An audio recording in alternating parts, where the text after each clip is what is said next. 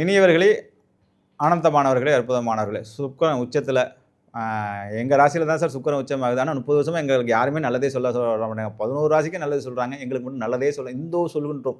இதோ வந்து விட்டது அதிர்ஷ்டம், இதோ வந்து விட்டது ஐஸ்வர்யம், இதோ குபேரன் வந்து விட்டார், இதோ மகாலட்சுமி உங்கள் வீட்டுக்கு வந்துவிட்டது.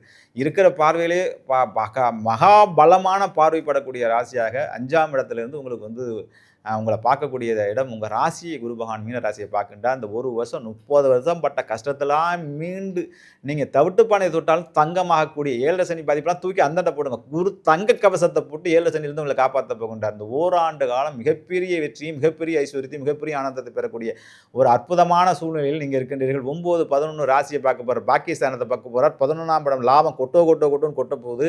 அதுக்கப்புறம் வந்து பார்த்தீங்கன்னா ஒரு ராசியை பார்க்கின்றார். குரு பார்க்கக்கூடிய நன்மை என்று சொல்லக்கூடிய அற்புதமான குரு 5ஆம் இடத்திலிருந்து பார்க்கக்கூடியது பாக்கியஸ்தானம். ஆகவே நண்பர்களே, குலதெய்வத்தை ஒரு வாட்டியாச்சும் முன்னோர்களுக்கு எதெல்லாம் செய்யணுமோ அதெல்லாம் செஞ்சிருங்க. குலதெய்வ கோயிலுக்கு உடனே போங்க. போயிட்டு வந்து மீனராசிக்கு குரு பகவானுக்கு அற்புதமாக பட்டமங்கலம் குரு என்று சொல்லக்கூடிய பட்டமங்கலம் குருவை வந்து வலுப்பட்டு வாருங்கள். ஏன் சார் பட்டமங்கலத்தை குரு? அந்த ஆலமரம், அந்த அரச மரம், அந்த இயற்கையில் அந்த அவ்வளோ சிவல்புரி சிங்காரம் தான் பட்டமங்கலம் குரு சொன்னார். நான் பட்டமங்கலம் குரு போயிட்டு வந்து தான் அவ்வளோ பெரிய வளர்ச்சியை நானும் என்னுடைய தியானிகள் அவ்வளோ பேர் அடைஞ்சோம்.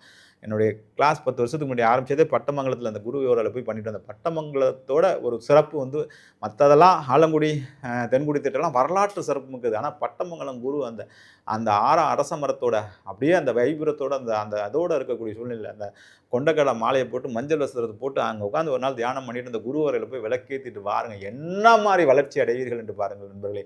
இதுக்கு போயிட்டு வாங்க. குலதெய்வ கோயிலுக்கு போயிட்டு வாங்க. ரொம்ப சூப்பராக இருக்கும் உங்களுக்கு டைமு. ரொம்ப அடித்து தூள் கலப்புற மாதிரி இருக்கும். ரொம்ப நாளைக்கு அப்புறம் டைமிங் ரொம்ப நல்லா இருக்குது. கல்யாணம் நடக்கும், மகப்பேறு நடக்கும், அடுத்த கம்பெனி மாறுவீங்க.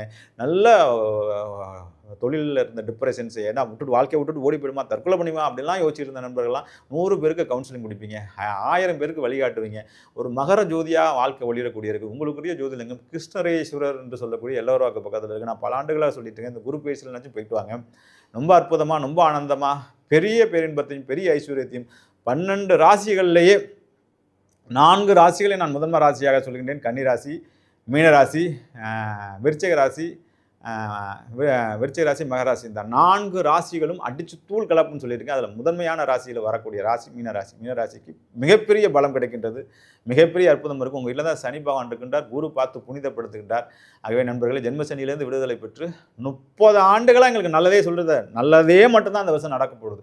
நல்லதே மட்டும்தான் உங்கள் வாழ்க்கையில் நடக்க போகுது. நல்லதை மட்டும்தான் அனுபவிக்க போகிறீங்க. கிரீடம் சுட்ட போகிறீங்க. ராஜ வாழ்க்கையை வாழ போகிறீங்க. இந்த உங்கள் கடனெல்லாம் அடைப்பட போகின்றது. லாபத்தை கொட்ட போகுது. அதுக்கப்புறம் பூர்வ புண்ணிய ஸ்தானம் எல்லாமே நல்லா இருக்கும்போது பூர்வீக சொத்து வரப்போகின்றது. அதுக்கப்புறம் அப்பா அம்மா இந்தாப்பா அப்படின்னு சொல்லிட்டு மாமனார் மாமியார்ட்டு சொத்து வரும். எங்கெங்கேதோ வரக்கூடிய சொத்துக்கெல்லாம் வரப்போகின்றது நண்பர்களே. ஆகவே திடீர் அதிர்ஷ்டம், லாட்ரி டிக்கெட் வாங்குங்க. குபேரம் கூரையை பிச்சுட்டு கொட்டுன்னு சொல்லுவாங்க. கண்டிப்பாக கொட்டும். இந்த ஜென்ம சனியிலேருந்து விடுதலை பெற்று இந்த ஓராண்டு காலம் பொற்காலத்தில், பொன்னான காலத்தில் வாழுங்கள். ஒரு நிமிஷம் கூட வேஸ்ட் பண்ணாமல் வாழுங்க. வெற்றி மேல் வெற்றி அடைவீர்கள் நண்பர்களே. வாழ்த்துக்கள். வாழ்வு மற்றும் வாழிய நலம், வாழிய பல்லாண்டு. மகிழ்ச்சி.